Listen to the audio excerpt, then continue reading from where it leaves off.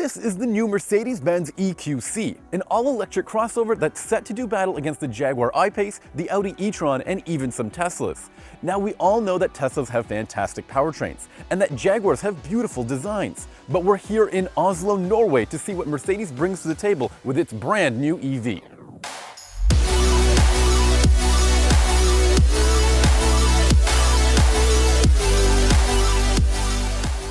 Electric vehicle arms race is really picking up, and we've now got a new contender in that whole segment. This is the Mercedes-Benz EQC, and it features an 80 kilowatt-hour battery.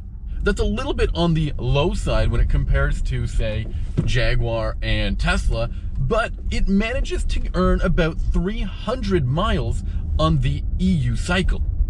Now, the EU cycle is a little less stringent than the US EPA, so I would immediately knock down about 10% of that range to get a better understanding of what kind of range you'd get here in the US. But still, at around 270 miles, that's not bad at all. And more than that, this car uses an all-wheel drivetrain that makes 400 horsepower. That's a ton of juice, and it allows you to hit highway speeds in as quick as 5.1 seconds. Now, that's a little bit slower than some Teslas can manage, but it is faster than the Audi e-tron and about on par with the Jaguar I-Pace. Additionally, this car comes with fast charging support baked in. And that means that if you use a DC fast charger, you can go from 10% to 80% in just 40 minutes. Now, if you're using a wall charger, a level 2 wall charger, you'd end up getting that range in about 10 hours. Furthermore, we don't quite know what kind of price point the EQC will demand, but we're expecting it to be somewhere in the range of the Jaguar I-Pace, so I would say about $70,000. And for that price, you get a very attractive vehicle, especially when it comes to the interior of this vehicle. Now, Mercedes has been killing it when it comes to interiors, and I think the EQC is no different in that regard. For starters, it has these two really nice and big 10.25-inch screens, one for your infotainment system and one for all of your driving information. And that infotainment system is Mercedes' brand new MBUX infotainment system, which is really nice, and it features some smart assistant capabilities. And that means that you don't just get to use it with your phone and for the navigation system, but you can also adjust things like the climate control or how the windows operate, or even ask it questions about the area you're driving in. I also really like the details in this cabin. There are some gorgeous rose gold accents on the vents, and these seats, which are fully upholstered in leather, are very attractive. You can also get a full wood grain interior setup, which is really attractive.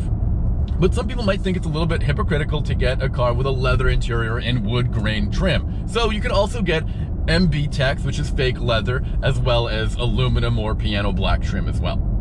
If there's one thing I'm going to complain about when it comes to the interior of the EQC, is that there isn't a lot of cargo space. Now, most EVs use the fact that they have a battery nice and low in the vehicle to allow for more cargo space in the front, a front trunk, as you will. But the EQC does not have that based on the flexible way that it's being designed.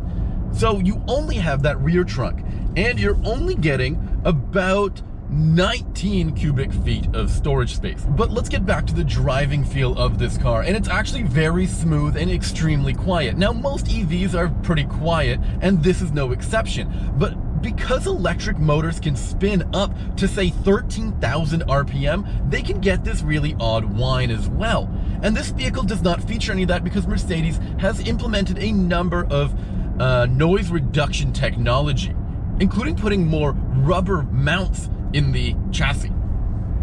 While it is very smooth, on the other hand, this car is extremely heavy. Now, preliminary data that I have says that it weighs over 5,000 pounds, which is a hefty car, and you can really feel that in the corners. Now, while this car feels plenty fast off the line thanks to all of that torque, it can feel like it's lumbering a bit when it comes to the corners. Now, to help things out, this car comes with a number of drive modes, including a maximum range setting and an eco setting that'll help you eke out all of the range you can out of this battery pack. And additionally, this car features a maximum speed of 112 miles per hour, which is a little bit lower than some Teslas. Now, one other funny trick that this car has is it features adjustable regenerative braking through these paddles. Now, you've probably seen or heard of this before, but the Mercedes features an extra automatic mode, which uses the sensors around the car to determine when is the best time to apply regenerative braking and when is the best time to start coasting. Now, I'm going to be honest, I never quite felt confident with the braking of this vehicle. It was sometimes a little inconsistent at times, and I think that this car has a much higher learning curve than other more conventional vehicles. Now, what's nice is that electric vehicles are getting more features to make themselves feel a little bit more special and have more personality. Now, that's really important because sometimes electric cars can end up feeling really digital and they can feel like appliances, and that's just a no-no when it comes to spending this much money for a car. You want it to feel special. And I think that this car does feel pretty good, with the exception of feeling really heavy at times. I think it's gonna be perfect for road trips, but maybe not so perfect for the city driving when you need to make some quick sprints around town and dodge some traffic. And of course, in addition to all of the technology in this car, there's also a ton of safety and driver assistance features. And sure, it doesn't seem to hold a candle to Tesla's autopilot system, which can make lane changes on its own. This car has a more tried and true adaptive cruise control system and lane keeping assist. And I've used this in the past, and it feels really reliable. At the end of the day, the EQC needs to feel like a special electric car and less like an appliance, and I think they've managed that very well. It's got a gorgeous cabin, and it pairs that with a very capable powertrain. Now, buyers can already put down deposits, and they can expect this car in dealerships by the end of the year.